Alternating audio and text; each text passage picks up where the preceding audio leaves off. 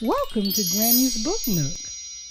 Today's story is Clifford's First Halloween by Norman Bridwell. Trick or treat! I'm Emily Elizabeth the cat, and the big red clown is my dog Clifford. Clifford was not always this big. Many Halloweens ago, he was just a tiny red puppy. I wanted to take Clifford out trick-or-treating, but the mask and hat didn't fit. He was not a happy clown.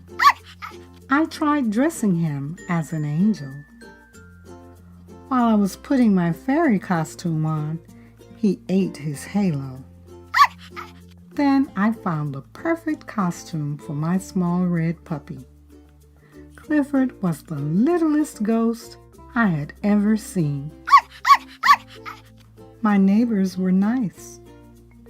We both got lots of good treats. When we got home, Daddy was carving a pumpkin for a Halloween party.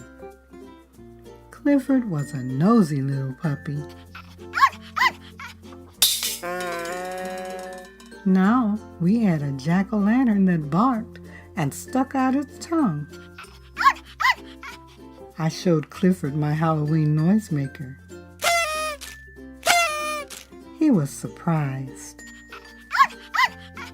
Then it was time for the party. All my friends came. Mommy made us candy apples. Clifford wondered how they tasted. The candy was sort of sticky. I had to give Clifford a quick bath. It was time to go into the haunted house. Our jack-o'-lantern looked very spooky. Clifford followed me into the haunted house, but he didn't like it very much. Then Mommy dimmed the lights and told a scary story about a haunted hand that crept around the house. Suddenly, we all saw a giant hand wriggling on the wall. We were scared. What was it? The hand came closer and closer. We laughed when we saw it was only Clifford. It was a great party. Clifford is grown up now, but he still makes Halloween a special day for everyone.